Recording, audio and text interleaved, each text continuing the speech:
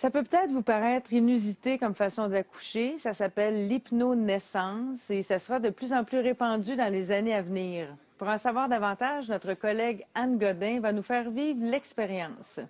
Bonjour Anne, est-ce qu'on va faire Bonjour Marcia. Est-ce qu'on va faire des exercices de respiration pour accoucher aujourd'hui? Pas vraiment, mais tu vas voir. Et pour certaines personnes, je sais que ça paraît un peu farfelu, mais écoute, c'est une méthode qui est prouvée, là. L'histoire de l'hypnonaissance, ça a commencé en 1959 avec le Dr. Reed, qui est un obstétricien britannique, qui, lui, en fait, c'est le père de l'accouchement naturel. Parce que, tu sais, avant, les femmes, dans les années 40, accouchaient avec de l'éther, là. On les endormait carrément. Alors là, lui, il s'était rendu compte que certaines femmes accouchaient beaucoup plus naturellement que d'autres. Mais là, ça a pris un autre 20 ans. En 1979, Mary Mongan, une Américaine, a repris les travaux du Dr. Reed et c'est elle qui a développé cette technique d'hypnonaissance. En fait, c'est de l'autosuggestion, Marcia. Et Janice Daigle, qui est doula, une doula, c'est pas une sage-femme, c'est une accompagnatrice de naissance. Alors, Janice s'est intéressée à cette méthode-là. Elle est allée aux États-Unis suivre les cours d'hypnonaissance et elle nous a ramené ça ici au Nouveau-Brunswick. Donc, elle pratique l'hypnonaissance à l'hôpital de Miramichi, à l'hôpital de Moncton et à l'hôpital Georges-Dumont. Et ça qui est vraiment incroyable, c'est qu'on réduit le temps d'accouchement. Pour un premier bébé, ça peut diminuer de moitié. Et ce qui est encore plus surprenant, Marcia, c'est qu'elle réussit à tourner les bébés de bord. Tu sais, un bébé siège. Ben, moi, j'en ai eu un bébé siège, j'ai dû avoir une césarienne. Donc, elle hypnotise, et vous allez le voir dans le reportage, la mère, et durant la nuit, le bébé se retourne de bord et réussit à accoucher naturellement. L'hypnonaissance, c'est une technique que les gens peuvent utiliser pour donner naissance. La technique consiste à des techniques de respiration, des techniques de visualisation, de relaxation puis d'approfondissement. Puis ça permet à la maman d'être beaucoup plus calme, d'éliminer ses peurs, le fameux syndrome peur, tension, douleur. Donc, ça aide à la maman à justement clairer ses peurs pour être capable de vivre une naissance beaucoup plus calme, douce et paisible. Lorsque j'arriverai à la hauteur de tes yeux, l'hypnose thérapeutique, comme la libération des peurs et tout ça, là, c'est là où est notre rôle comme praticienne en hypnonaissance. On fait ça avec eux autres. On les aide à se libérer des peurs qui vont causer une tension, puis éventuellement causer une douleur au corps. Pour moi, c'est surtout le contrôle émotif que je voulais avoir durant la naissance du bébé, durant l'accouchement, puis tout. Je voulais d'autres outils, autres que les médicaments, pour passer plus facilement à travers toutes les étapes qu'allait apporter la naissance du bébé. C'est sûr qu'au début, je ne savais pas trop à quoi m'attendre. C'était pas une technique qu'on a appris en médecine, puis c'est pas une technique que j'étais beaucoup familier avec, mais c'est comme Céline l'a mentionné. On avait des amis qui eux aussi étaient médecins, puis il y avait une expérience positive. L'autre bienfait pour nous autres aussi, c'est que ça ouvre la porte à la discussion aussi, pour être sûr qu'on soit sur la même longueur d'onde par rapport au travail, l'accouchement.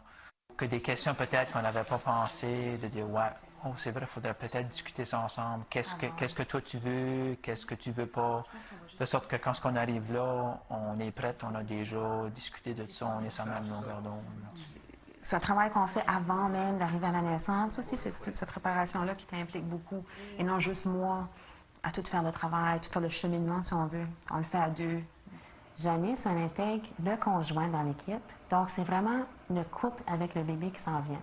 Et c'est une atmosphère très calme, elle n'utilise aucun parfum, elle n'utilise rien qui pourrait être dérangeant pour le personnel de l'hôpital ou pour les bébés à venir. C'est de la musique, c'est de la relaxation, et même pour le personnel qui travaille, des fois on est un peu stressé. Dès qu'on entend qu'on rentre dans une chambre d'hypnonaissance, c'est tellement calme qu'on dirait que tout se fait bien. Les jouets? Amène-le à moi, ça. Sophie, pourquoi tu as utilisé, toi, l'hypnonaissance? C'était quelque chose qu'on a utilisé pour notre premier bébé. On a été attirés par ça. C'était une façon naturelle de faire les choses.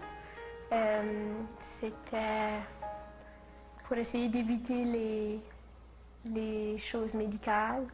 d'amener un enfant aussi naturellement que possible, comme que ça soit tout le temps produit dans le monde. Alors, l'hypnonaissance, c'est vraiment aller à l'intérieur de toi, là. C'est vraiment s'intérioriser, d'aller communiquer avec ton bébé. Je suis venue voir Janice. Elle m'a fait une hypnose. C'était une session d'environ 1 heure. C'est ça, elle m'a fait de la réflexologie, puis elle m'a mis en hypnose afin de me relaxer, puis de donner les indications au bébé. Je donnais la suggestion à Sophie de dire à son bébé que c'est maintenant le temps de se tourner comme une horloge. Le bébé s'est vraiment retourné, pas pendant qu'elle faisait la session, mais dans la nuit. Parce que le lendemain, elle était en bonne position. Là, elle avait la tête de nouveau vers le bas. Alors, souvent, c'est des peurs qui retiennent aux muscles abdominaux, tu sais, les muscles de l'utérus. Si tu as peur, ils vont être tendus. Donc, si tu es capable de relaxer puis libérer une peur, le bébé, lui, ça lui fait plus d'espace à se tourner, puis à bouger, puis à faire ce qu'il y a à faire pour se positionner. Est-ce que c'est vrai que les patientes qui accouchent avec l'hypnonaissance, c'est beaucoup moins long que celles qui... Oui, parce qu'il y a un support psychologique, et le psychologique est très fort dans le travail. Lorsqu'on a un bon support psychologique, besoin de moins d'analgésie, donc les patients accouchent beaucoup mieux. Je dois t'avouer que chaque naissance, c'est un succès. C'est même si ça finit en césarienne, c'est pas grave. On a tout fait dans notre possible pour que la mère soit correcte avec ça. Puis je dis toujours, si tu t'es rendu en césarienne, c'est parce qu'on a tout essayé. On a tout fait, qu'est-ce qu'on avait, qui était possible de faire. Puis t'as pas à te reprocher, j'aurais dû faire ci, j'aurais dû faire ça, parce que tu as tout fait.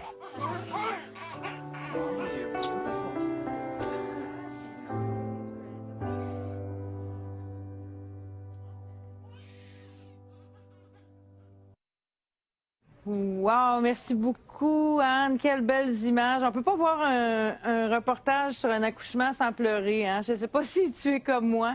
Anne, on a vu les images de massage. Qu'est-ce que c'est que cette forme de massage? Ça, c'est vraiment intéressant, Marcia, parce qu'on appelle ça du massage par effleurage. Et je l'ai expérimenté, parce que j'y croyais pas tout à fait. Mais ça, il paraît que ça dégage des endorphines, donc des hormones naturelles, et c'est plus puissant que tous les analgésiques qu'on pourrait trouver en maternité pour enlever de la douleur. Et quand on a ça, c'est incroyable, parce qu'on a tous des petits frissons ici sur la peau, et c'est vrai que ça enlève tout. Moi, j'avais mal dans le cou. La douleur a complètement disparu. Donc, c'est le massage par effleurage. On utilise toutes sortes de techniques naturelles pour utiliser ce que le corps possède pour aider la femme à accoucher. Par exemple, tu sais, dans les salles d'accouchement, et puis moi, je l'ai vécu comme toi, j'imagine, c'est des gros cris, là, pousse, pousse, pousse, pousse. On voit pas ça avec l'hypnonaissance, tout est doux. Et la femme, on n'a pas l'impression qu'elle pousse parce qu'elle pousse avec son diaphragme, donc avec sa respiration. C'est vraiment tout en douceur et je l'ai vu, le bébé sort tellement naturellement. C'est pas comme les images normales qu'on voit dans des cas d'accouchement. Ce que j'ai constaté, j'ai fait une petite recherche au Canada. Il y a peut-être des femmes qui se posent la question où est-ce qu'on peut avoir ça.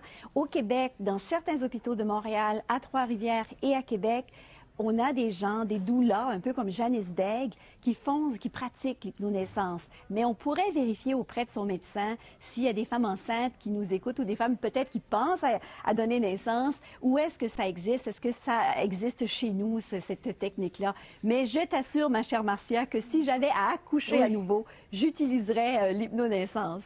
Moi aussi. Pas au point de me refaire un autre enfant, mais oui, j'utiliserais ça aussi. Merci beaucoup, Anne. À très bientôt. Merci, Marcia. À bientôt.